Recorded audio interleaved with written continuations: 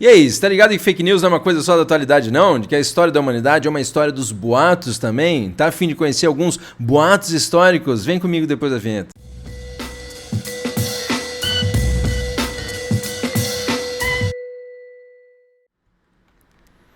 Fala, sua louca, seu louco, aqui é o Prof. Alves, eu estou em casa nessa ondinha do saber. Você lembra que hoje a gente vai aí de história, um comentário sobre história, uma curiosidade histórica. Mas antes de continuar, é claro, já dá o like no vídeo, se inscreva no canal se não é inscrito, ativa o sininho, também segue a gente lá no Instagram e no Facebook do Prof. Alves História em Casa, além de ouvir o nosso podcast no Spotify. Não esquece, hein? Não esquece também de compartilhar o canal com a galera e deixar o seu comentário ao final do vídeo. Não sei se você tá ligado aí, mas fake news não é uma coisa só de hoje, não. Fake news é uma coisa que vem de muito tempo. Eu acho que desde que existe humanidade, existe um boato, existe uma mentirinha ali que é contada de repente para falar mal de alguém, de repente para, né, dominar outra pessoa.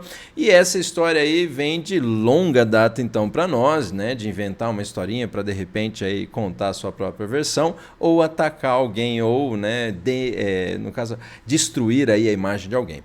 Lembrando que uma das primeiras situações interessantes que aparece assim de fake news históricas, de boatos históricos, vem lá da época medieval, né, do momento lá de peste negra, por exemplo, em que a gente tem uma série de referências aí, é claro, a situações, né, digamos, boatos históricos, primeiro de tudo colocando a causa aí, né, dessa doença, basicamente como um castigo divino, né, essa doença que matou aí mais de metade da população europeia lá no século XIV, muito também, é claro, derivado lá dos contatos comerciais com o Oriente, a partir da reabertura do Mar Mediterrâneo, após as cruzadas, que terminam lá no século XIII. Então, a reabertura do Mar Mediterrâneo, os navios que vinham do Oriente, por sinal, trazendo também lá nos seus porões ratos infectados e as pulgas, então, que picavam lá, né, esse rato infectado, depois picava o ser humano transmitindo a doença.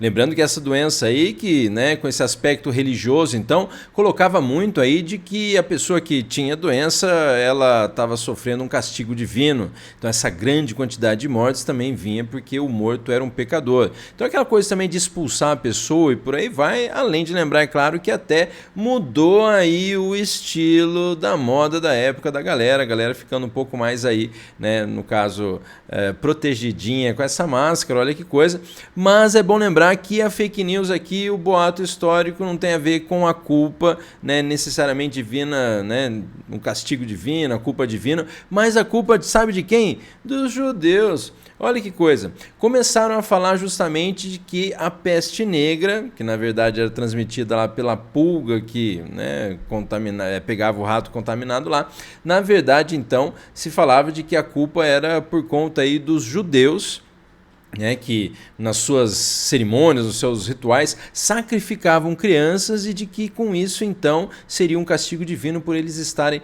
fazendo esse tipo, né, de situação de assassinato de criança, de envenenar poço também, e de que eles eram protegidos por Satã. Então olha que coisa, primeira fake news histórica que a gente tem para relatar, que são várias, só estou colocando algumas, mas justamente essa de que os judeus então teriam sido os responsáveis pela peste negra lá na Idade Média. E demorou muito tempo para os europeus se ligarem que na verdade eram os ratos lá, eram as pulgas, né, os vetores das doenças. Mas vai lá para você então. Continuando também, uma outra coisa bem ignorante é o fato lá de, se você lembra, o julgamento, né, das bruxas de Salem, aquelas mulheres então que acabaram sendo julgadas como bruxas, né, isso lá no século 17, finalzinho do século 17, 1692 para 1693, quando mais de 20 pessoas aí foram executadas acusadas de bruxaria.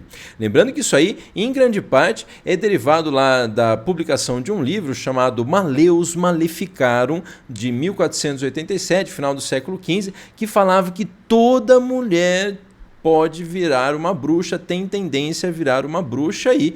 E aí vem essa história então de que lá nos julgamentos das bruxas de Salem estabeleceram essa ideia de que elas tinham que confessar então que elas tinham poderes, que elas podiam voar, que elas também mantinham relações sexuais com o demônio.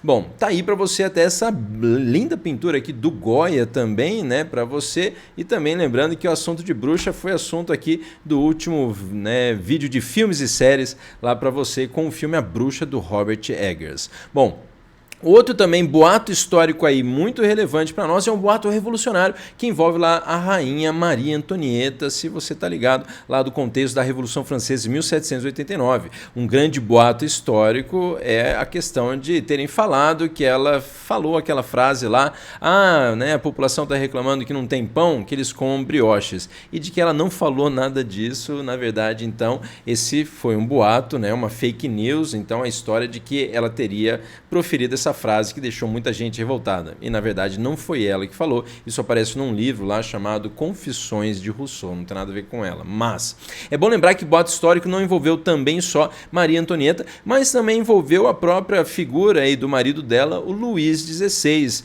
Luís XVI, que assim como Maria Antonieta, perderam sua cabeça. Foram guilhotinados depois lá no contexto, né, da onda de guilhotinamentos lá na fase já da República, né, da Revolução Francesa, mas que ele, quando assumiu Luís XVI, ele teve então que meio que contornar alguns boatos aí de que o antecessor dele, que era o avô dele, que era o Luís XV, simplesmente, né, por conta de falarem que ele tinha lepra e tal, simplesmente existia um boato de que ele era acusado de matar a criança para tomar banho no sangue delas para sobreviver à lepra. Olha que coisa.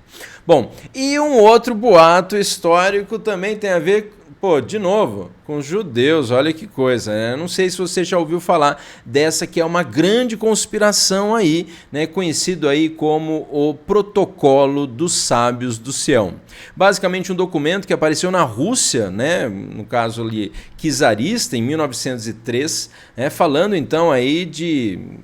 estabeleceriam falsas atas de uma reunião aí no fim do século XIX, quando os judeus então se juntaram, então grandes líderes judeus se juntaram para dominar o mundo através do controle da imprensa e da economia, né? Então essa ideia aí de que através dessa obra aí falsa, então, tá aí os protocolos e tal, essa ideia de que existiria uma organização judaica aí que dominaria o mundo através da economia, através da imprensa. Um bagulho muito louco. E é muito louco também se lembrar que esses protocolos, né, o protocolo dos sábios do Sião, não confunda com uma outra história que é o priorado do Sião. O priorado do Sião é uma outra galera, uma galera que na verdade já defende aí, também tem relações com templários lá e tal, mas a galera que talvez você assistiu o Código da Vinci, uma galera que defende aí de que o Santo Graal na verdade teria relações com o sangue real, o sangue de Jesus, a ideia aí de que não só o sangue de Jesus tem poder, mas o sangue de Jesus tem também descendentes.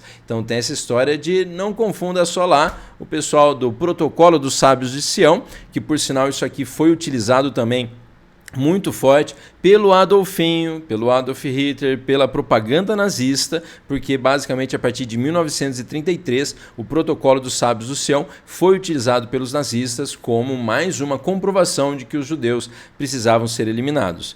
Então tem o Protocolo dos Sábios do Sião e tem o Priorado do Sião, que é outra história que tem mais a ver lá com o Código da Vinci, até lá o livro do Dan Brown, não sei se você já ouviu falar.